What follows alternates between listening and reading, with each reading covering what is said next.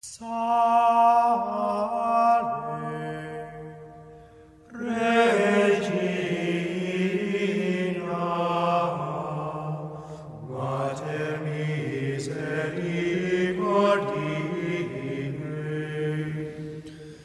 On this commemoration of all the faithful departed, we are filled with compassion for the poor souls in Purgatory, who could be you and me, and perhaps will be you and me one day. And we want souls here on earth to have compassion for us and to do all they can to relieve our sufferings.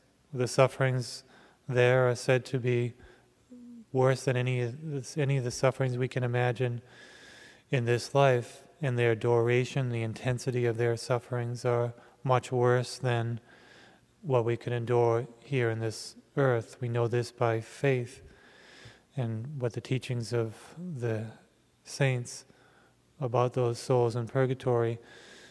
And we know that they are suffering there for the sins that they committed in this life, the sins, the venial sins that they were attached to in this life, that they did not make an effort to detach themselves, to fight against, and mortal sins that they didn't sufficiently make amends for, and perhaps many other faults, perhaps judging others, not being merciful to others, not loving God with all their heart, not longing for heaven, and practicing the virtue of hope.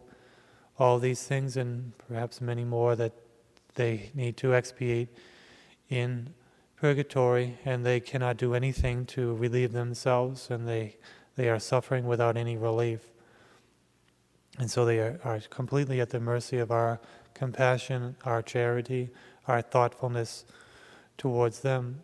And we need to put ourselves in their place. We need to have that empathy towards them. Otherwise we will do little for them, maybe even nothing. And what will happen to us when we find ourselves there?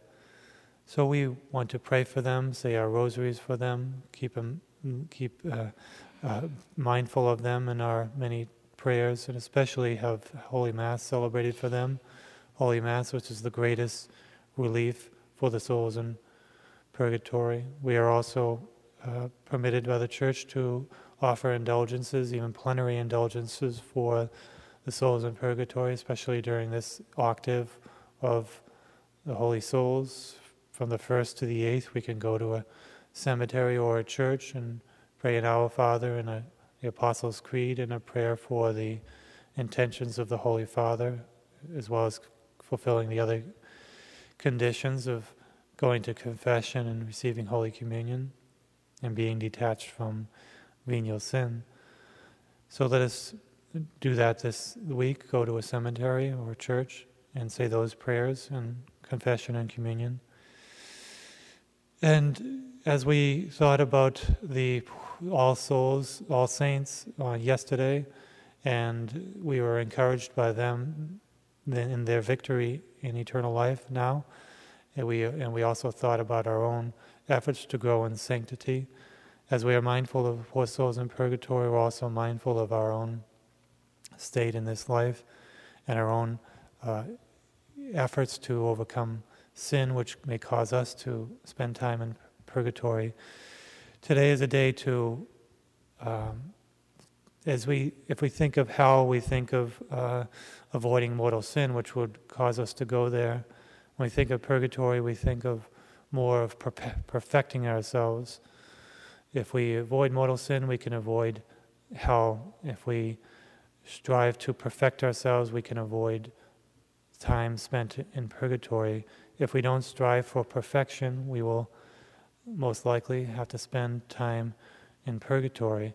If we don't make a strong effort to serve God with all our heart, soul, and strength, if we strive to live a perfect life, a holy life, a saintly life, then perhaps we will avoid purgatory altogether. But if we are satisfied with a mediocre life, if we're satisfied with just doing the minimum, we're satisfied with just being a good person, so to speak, instead of a saint, then we most likely will be looking forward to time in purgatory. So this doctrine of purgatory really is a spur on to us to live a life of perfection. To live a life of perfection. Hell makes us do at least the minimum to save our souls, but the truth of our faith of purgatory makes us strive for perfection, and it urges us on and impels us to be perfect, keeping in mind our judgment, that we'll be judged for every little sin, that we are being watched for all the things that we do, and will be held account to all of our actions, thoughts, and words. And so, how much vigilance we must make over ourselves. It is when we are thoughtful of our judgment that we are really careful. We're really careful about our life. We're really conscientious, and we're concerned about every moment that we spend our life, that we don't waste any time, and that we don't waste it on sinful things, or mediocre things, or things that will take our mind and heart from the service of God. Instead of serving ourselves and our own pleasures and entertainments, we are concerned about serving God with all our heart and doing the best that we can, doing everything well. This is the kind of heart, the kind of effort that deserves to be freed from purgatory, deserves relief, and perhaps we can expect that if we are striving hard, we are trying hard to serve God and not to offend Him even in the least way, that we can expect to have somebody help us by their prayers and masses and sacrifices and efforts if we find ourselves in purgatory. If we don't make that effort, then can we expect someone to help us, for God to set aside someone to help us? So let us do our part to remember the poor souls today, each day of our life, to set aside certain prayers, perhaps a rosary a day, certain prayers a day, certain sacrifices each day, faithfully.